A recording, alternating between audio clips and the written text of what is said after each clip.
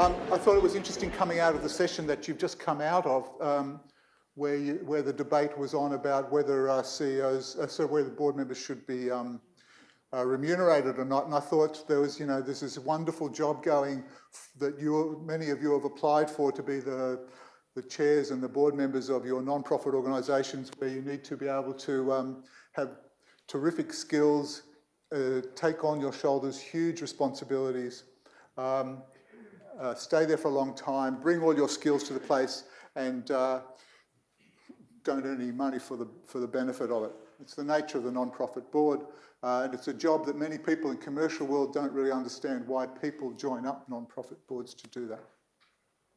So I honour the board members, especially those who come to an event like this.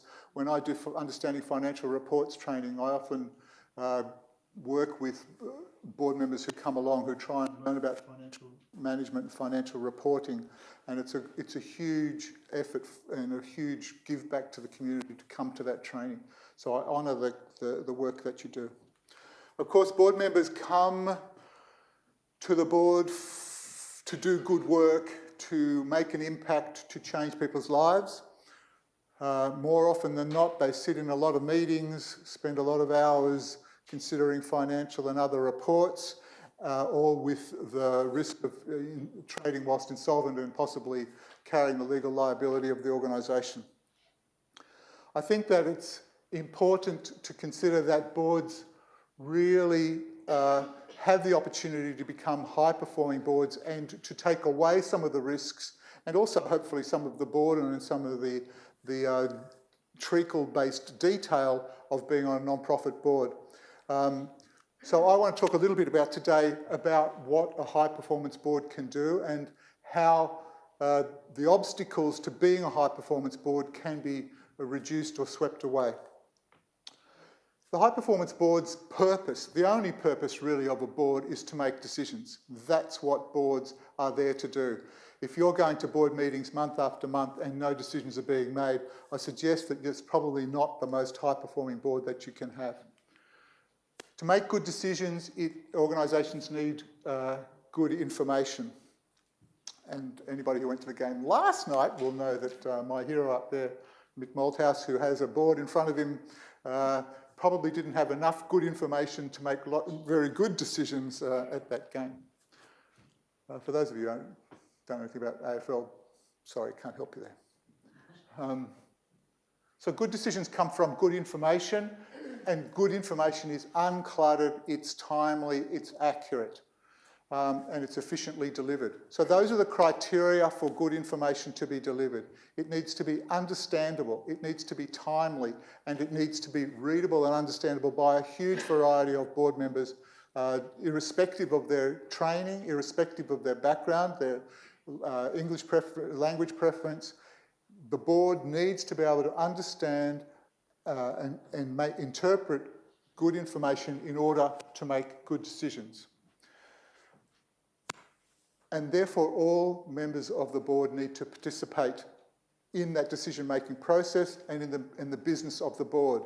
There's an expression which is give or get off, that people talk about board members who are either on boards to give or get off.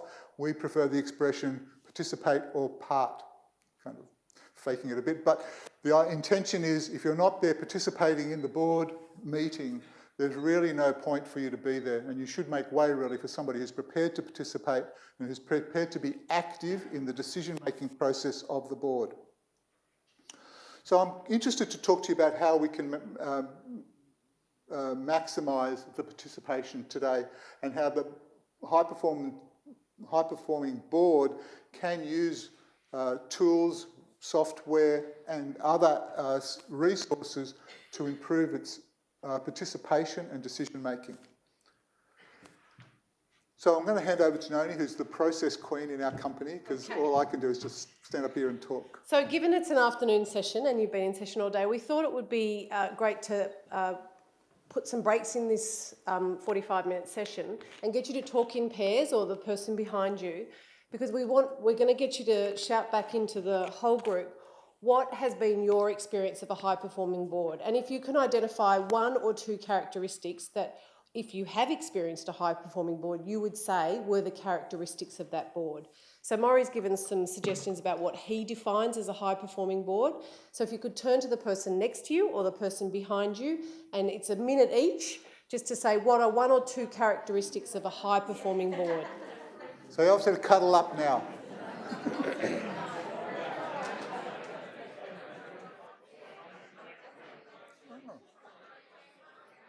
So we'll just get a few people to share some of what they either heard or shared, that what they see as the main criteria of a high-performing board, or an experience they've had. It's even better when it's actually been a lived experience of someone being in a high-performing board. What was it that in your experience made it high-performing? My experience was that I was on a board that we had particularly effective member who made us think outside the square and also take risks, not stupid risks, but Great. you know, take chances. And my excellent colleague here, her experience, if you don't mind, really a great chair who showed leadership, share leadership. Great. Yes, where all of the board is actually participating, so they're across the papers, they know what they're there to discuss and they question and contribute. Great, so all the board are well informed and they're prepared, and so therefore they can participate, and they do. Yeah, great. Yes, it's along the same line, but it took us a long time to work out how to structure the agenda so that people had the opportunity to participate. If you try to make decisions too soon, lots of people don't participate. Yeah. So it was working out how you restructure how you go about it so that people do participate. Yeah, and I imagine there's a link between that and a good chair, because the chair sets the agenda, usually all finalises it, and also facilitates the conversation. So if they're not keeping an eye on who's not talking and who is talking, if they're not doing the kind of quality assurance on the information coming to the board, then those things can start to get undermined, if you like.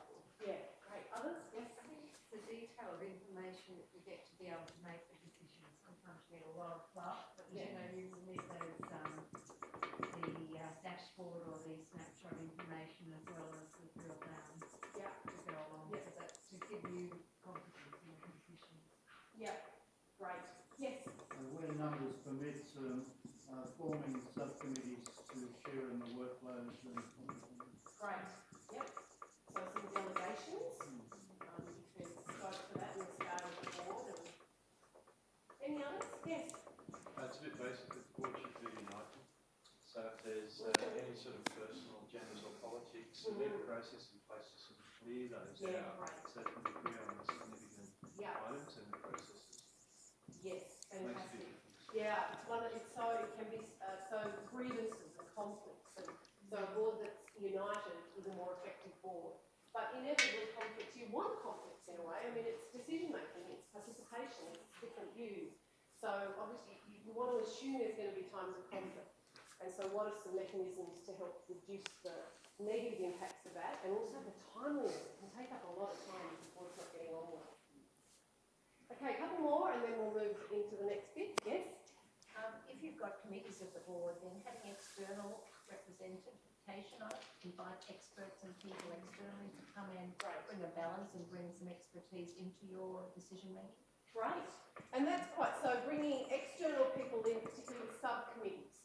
And I can also imagine the value of that is then they don't have to go for that position vacant sign, because not everybody's going to go for that position vacant, but some people might come for a slice, you know, for a little bit that's quite content specific. And it also gives you an opportunity to see if that's succession planning, because some of those people may be very good potential board members once they get to know your Yeah, very smart, very much. So it gives them a channel. Okay, one more.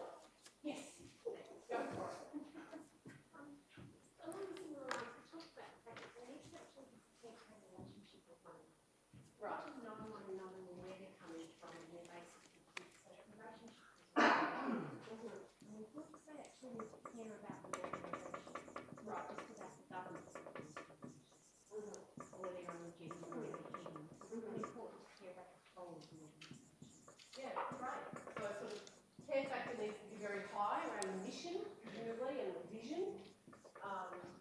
And also a commitment to the relationships in a board, that it is a team led by chair, and that interdependence is important. Great. We're going to get some more chance to talk through the. We're going to have another little couple of breaks where people can contribute, because this is supposed to be a workshop, not just me talking, so I'm really grateful for the contribution. Also, we're going to try and capture my very, very poor handwriting here and include those in the little notes and things that I'm going to mail back out to you if you want to collect the thoughts that we've had here today. In terms of the who does what in the organisation, you know, most of the 3 days that this conference is about the intersection between the board and the staff. And as you all know, as you live and breathe it, the board's responsibility is about governance, and that is in effect to steer the organisation through its challenges and to achieve the purpose and mission of the organisation, to develop a culture around that care for the organisation and what it's intended to do, and to ensure that there are people coming through the organisation, as you mentioned before, in terms of people coming onto committees who have the opportunity to carry the organisation forward. It's always been my belief that people coming onto a board will want to leave the board in a better state than when they joined it, and they want to bring on people and hope that new people coming in will carry on the good practice that they've had in the past. Management's job is to bring on action and to bring the purpose of the organisation to reality through the programs and activities of the organisation. So the board members attend to the purpose, and the management, so as they say, directors direct and managers manage. And the intention is for them both to work together. I suspect, though, that the twilight zone is in the middle there, where the board and the directors and the managers are trying to work out between each other as to who does what. And as you know, there's a whole lot of discussion and training and written material about how boards can sometimes descend into the micromanagement of the organisation, where they are unhappy with the way that the organisation's being, the programs and activities of the organisation are being led or delivered, and sometimes they're too aloof. And similarly, staff sometimes want more board involvement, sometimes want a lot less of board involvement. When I was the CEO of a peak organisation in the child protection, child welfare area, I had 11 years without any board interest at all in what I was doing. And whilst I had a fantastic time there and did all sorts of things, I don't think it turned out to be in the best interests of the organisation. Mind you, when they did a performance review of me, I thought it was probably a very good time to leave them to it. But it is that dance between the board and the CEO as to how the organisation achieves what it needs to do. And as with good dancing, you need a lead and a follower, but you cannot have one without the other, and they need to be in step, they need to be in tune, and they need to be able to understand what each of the parties is doing. This is not, you know, the PhD on high-performing boards, but I did want to go through, the two of us go through 6 or 7 places where boards get stuck and where boards have obstacles that inhibit their achievement of being a high-performance board. So I wanted to just travel through some of those areas there and make some suggestions about tools and resources that are available to allow boards, A, to get good information, and B, to be clear about their responsibilities and roles in order to make decisions and to get the good information that they need to do that. So I was going to go through those 6 places. So I wanted to talk very briefly about board induction. This is probably not always seen as a really important part of the governance process, but for me, I've often seen so many new board members come on who don't get the manual, who don't understand the culture, who have very little insight into the way that the board performs, but also the way the organisation works in terms of its programs, who the important people are, what the clients experience in the organisation. And so it takes new board members, I think, in many organisations, way too long to get up to speed with the culture and the practice of the board. And board induction is often overlooked because once board members are on the board and have experience of the board and have been there for a long time, they think that it's not their responsibility to assist and induct new board members. I was going to suggest that YouTube and video clips are probably an unusual but quite a valuable way, cheap, efficient way for board members to receive information about the organisation. So through any iPhone, any smartphone, laptop, computer, it is quite easy to walk around and get a 30 or 60-second grab from staff members, from the finance department, from other board members, from the chair, and even from clients about their experience of the organisation in order to help new incoming board members quickly grasp through the use of video what the organisation is about and what the experience of the board is about. If you just do a short presentation on what the organisation's client experience is, if it's a residential program, have a walkthrough on video and use video to give new incoming board members the experience of what the organisation's like. The beauty of it is that it's replicable. You can show it over and over again to other board members. It can be used for incoming staff as well.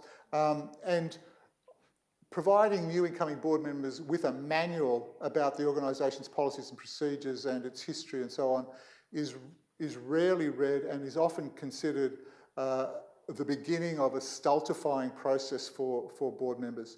It's fine to introduce policies and procedures and so on over time, but there's nothing more impactful than video for incoming board members. So a suggestion from me about how using simple recording videos can assist organisations to get board members up to speed. I wanted to talk about board performance as another obstacle or another important tool to clear the decks for boards to get on to become high-performing boards. The role of the chairperson, as has been mentioned earlier, is so critical to the way that a board performs. I was on a board once where the board members were all young people. It was a young person's organisation for kids in care, but the chairman was a really experienced commercial chairperson, and he had been a CEO of a large commercial organisation. And he took upon himself the role of mentoring each of the board members, whether they were older people like myself or the young people. He would take them for lunch, each of them through the year, one-on-one, and talk to them about his experience of their performance on the board and give them some indication of what his expectations were and how they could step up or what other training or experiences they could have to improve their performance on the board. So it was a one-on-one mentoring, coaching role that he had with them. And that board was really what I would have considered in that time a really high-performing board of young people who have had very little experience in working on boards and contributing in that way. There are a lot of tools now emerging through technology about measuring the performance of boards. It is possible to use very simple cloud-based applications to create surveys using SurveyMonkey, Google Forms and so on, and Board Evals. I've been asked to make sure that I declare interest on anything that comes up on the screens today that are associated with Matrix on board. So we have a conflict of interest alert. So Board Evals, if you go down and talk to Grant on the booth, you'll learn about that. But it's intended, you can do them on any kind of survey tool really, is to assemble a list of questions that you need to ask of boards to check on how they are travelling through through the process of being the board. So if you do them twice a year, you can then start to, from the board evaluation, design a program of improvement of board performance. So if board members are lacking in how to run meetings, in how to contribute, in how to read financial reports or other areas, you can then design for the board an education experience for them or a learning experience for them to improve their performance on the board. As Drucker says, what gets measured gets managed. If organisations are measuring the performance of their boards, then they can manage the change that needs to take place for that organisation. Financial intelligence for boards is one of the critical areas because that is the area in which they are going to be able to keep themselves out of jail. Financial intelligence means being able to read and understand financial reports and then to make decisions from that intelligence about the direction of the organisation. So the organisation has, the board members themselves have serious responsibilities around ensuring that the organisation is solvent, that it is able to meet its debts as and when they fall due. But on the positive side, it also needs to be able to grow the organisation and make it capable into the future. To be able to grow an organisation, build its reserves, get involved in raising revenue and also delivering on the plan, requires the board to be able to understand profit and loss statements, balance sheet, cash flow reports, and the budget. Those 4 reports should be available and essential to any board member and every board member. There is now an increasing access to financial intelligence by non-profit boards through cloud-based accounting applications. So, you know, I've given a plug for Xero, but there are others as well. MyOb's getting around to it. QuickBooks have just released their cloud-based version, and there's Sasu and others that are making available in really clear and transparent and understandable ways financial intelligence using dashboards and graphs and smiley faces and traffic light indicators to be able to convey to boards what's happening in their organisation financially. There is a balance that needs to be struck between the board and management. So boards need to learn how to read financial reports. They need to ask for training in how to read financial reports and in fact insist on it when they don't have it. There are lots of providers out there who will train boards in how to do it. You can do it online, you can do it through local tapes or whatever, or local accounting services. People will teach you how to read financial reports. The corresponding obligation is on management to ensure that the reports that boards get are in plain English, are available on time, are readable, and are accurate. So it's not just the board's responsibility, and it's not just management's responsibility. But the technology now allows boards to get access to financial information in accessible ways, so that people who come onto boards, and we meet them all the time, who say, I'm no good with numbers, I don't understand financial reporting. The applications that are available now break through a lot of those barriers, and people can now start to, irrespective of their financial management training, get access to the information. Organisations, CFOs, if you have a CFO or a finance officer, or you contract in from outside a CFO, their obligation is to assist the treasurer and the board to be completely across the financials. I've been in training where the treasurer's come in and said, you know, showed me a stack of papers, like a 3-inch lever arch file that the finance officer sends up every month of the financial reports. Has no chance of reading it and has can't make head or tail of those financial reports.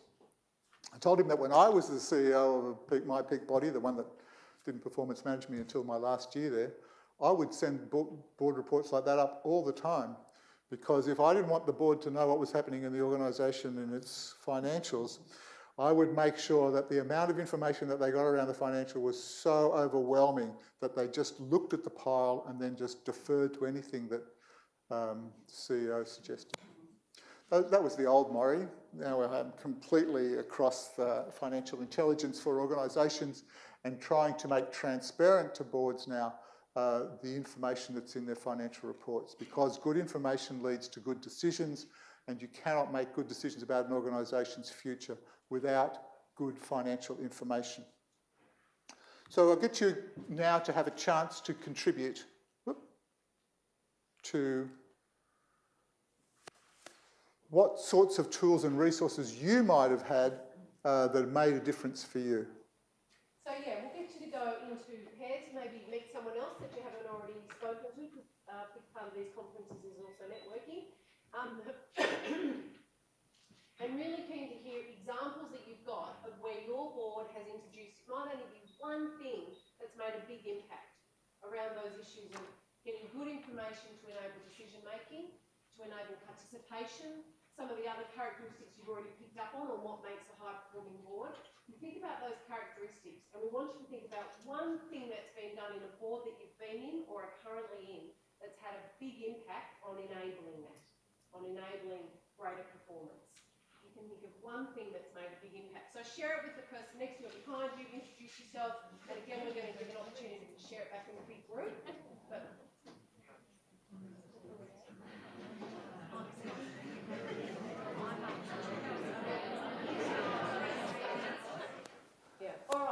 And just a funny story on that. I just need to say that, as I said before, one of the things that we do is produce financial reports for our clients every month, and they're quite comprehensive reports. Some of them are 20-odd pages where we've got all sorts of... But we have a dashboard on the front page which has in it charts and graphs. But we use financial ratios for the accountants in your room. You know that they're quite important things to know. And we use smiley faces. And I can tell you, high-performing boards, all well-educated people who all, love their organisations, they come out of the meeting and go, yes, 3 smiley faces this week. They don't look at anything else in the reports, they don't look at the balance sheet, they don't look at the cash flow, but they really high-fiving each other because they got 3 smiley faces. And my point of view is, if that's what it takes to get them to understand a little bit about their organisation, that they're reading even just that, it's a step forward. Awesome. Okay, back to you. Thank you. We're starting to get a little bit into the technology there, and I did want to talk about managing board business. The iPad has become a game changer, really, and I love this little video of Virginia on her 100th birthday, gets her first computer, and if you watch the whole video, she actually starts to write a story on her 100th birthday when she gets her iPad. And for those of you with kids who, I'm sure the iPad is their pathway into learning. In terms of managing board business now, more and more document management is around moving versions of documents to the cloud. So there are a number of cloud-based applications. SharePoint was mentioned earlier, Google Docs as well, Dropbox, Board Effect, which is a board portal, conflict of interest alert. There are quite a lot of document management systems now available. In fact, there's probably too many. Thank you.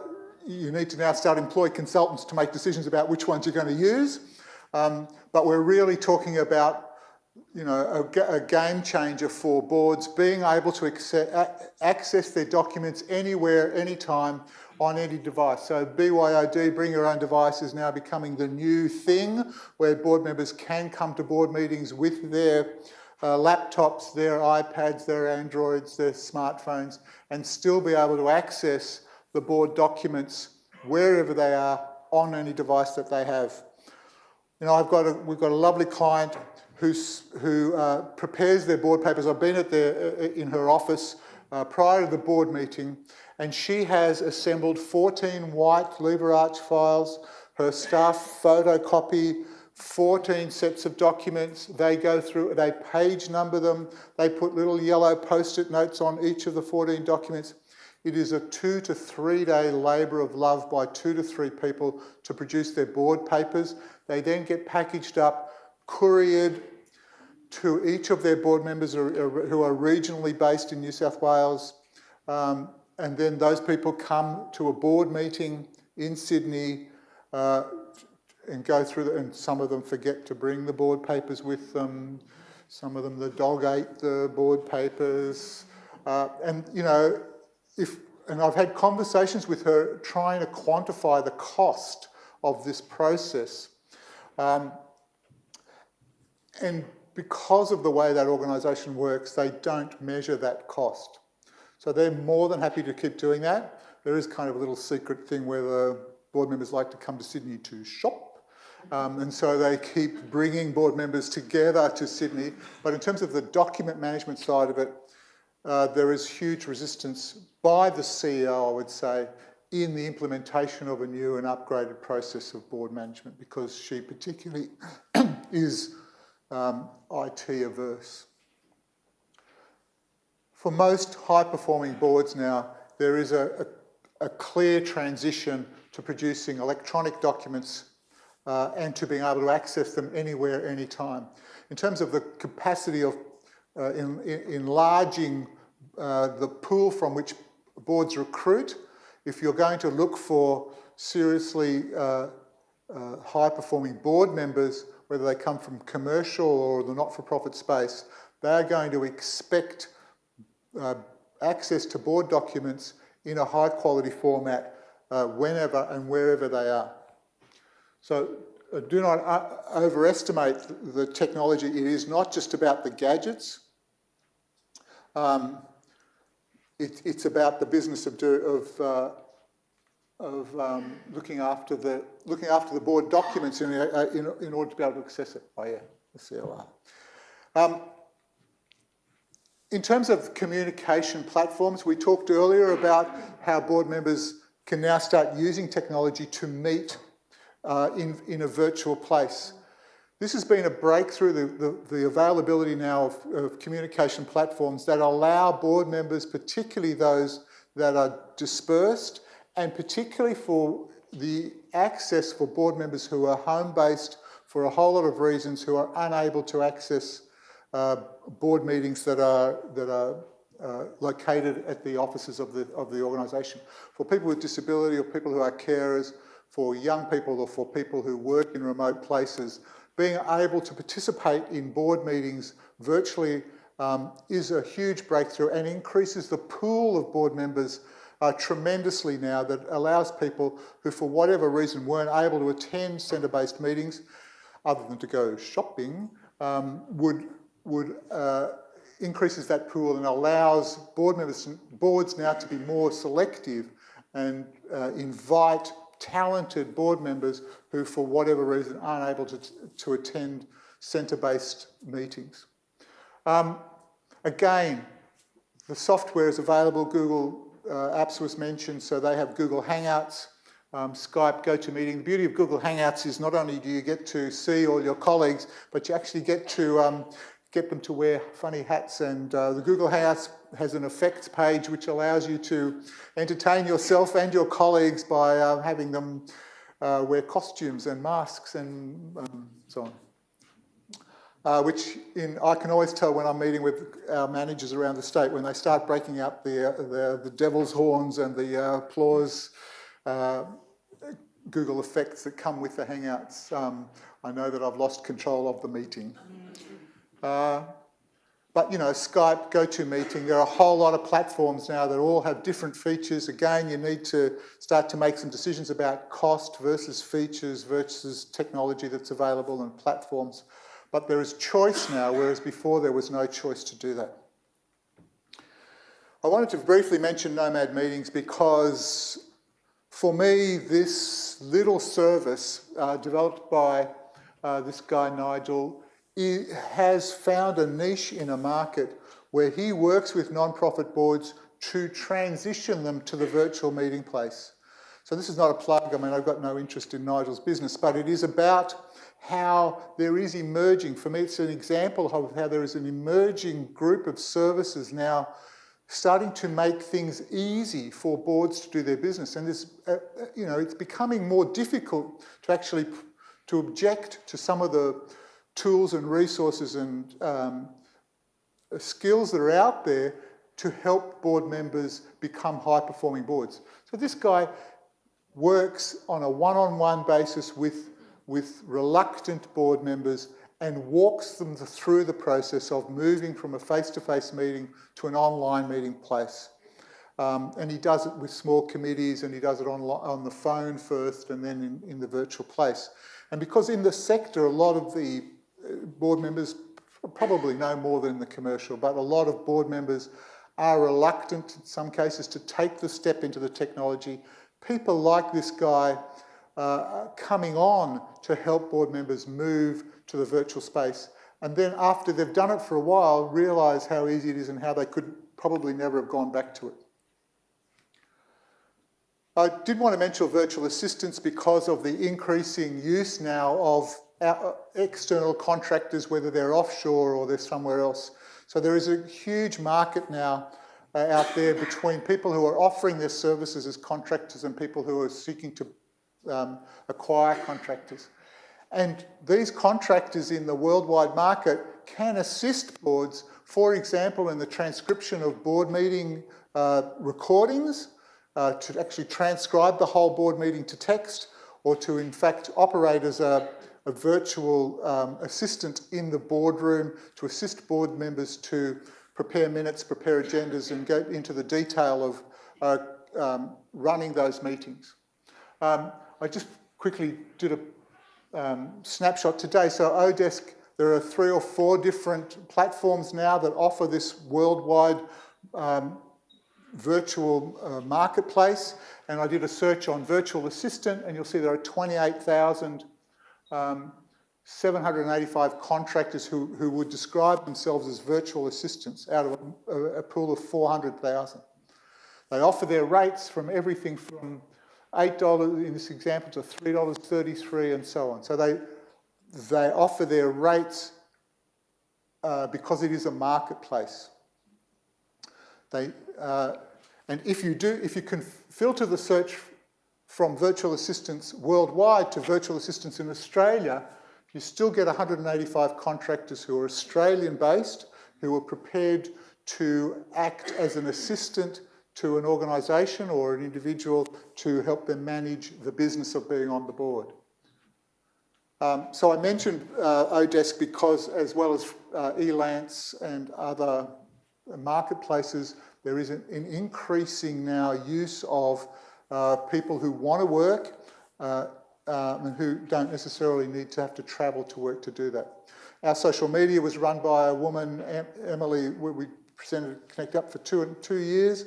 She was in Montana in some faraway place with 3 kids up a mountain, and she ran our social media for Matrix for a couple of years. Contact with us all the time, knew our business better than I did. She couldn't work, because of her kids and her circumstances, worked from home, but yet was quite part of our team. And it does require a change of shift in the mindset, but it was a very effective way to do it. Mentioned before disputes and governance, and so I'll be very brief on this, but I did want to mention, and I did mention it in my abstract, about the use of the visitor. So those of you who know Miles McGregor Lowndes, the big head guy of governance and Australian philanthropy and non-profits out of QUT, has written a really interesting paper about how boards can access this position of the visitor to deal with internal disputes in an organisation. And he's discussed how it is a legal framework, but it rather than go for lawyers and rather than go for to the courts, he has suggested that there is a role for a title of the visitor, which comes out of universities and comes out of the church, as a person who can be involved in mediating and solving disputes. In terms of compliance, as you know, there's a growing list of places where boards need to be able to demonstrate compliance. They have obligations to a whole lot of people, and boards themselves now need to be really across what those obligations are, whether they are for leases, for their staff, for occupational health and safety and fair work and IR issues, and to the regulators as well. The compliance solution comes about by a combination of both people, so there are people in your organisation or external to the organisation who can act to help manage the compliance, who have a responsibility to implement a compliance regime in the organisation to get people excited about compliance and to balance the interests of the boards and stakeholders. There is also a growing range of software to assist organisations manage their compliance, whether it's an Excel spreadsheet or, again, a survey tool. There's a gentleman outside, I took his photo, who's running a whole software application around compliance. You can get quite sophisticated in the compliance tool. Conflict of interest, we also run a compliance manager tool. But there are a range of compliance tools which are software-based, easy to use and easy to implement, and you just need to make some decisions about the implementation of a compliance tool. The risk remains with the board, so it's not a panacea for every problem in the organisation, but it is around helping the board understand what its risks are. We have 1 minute. We do.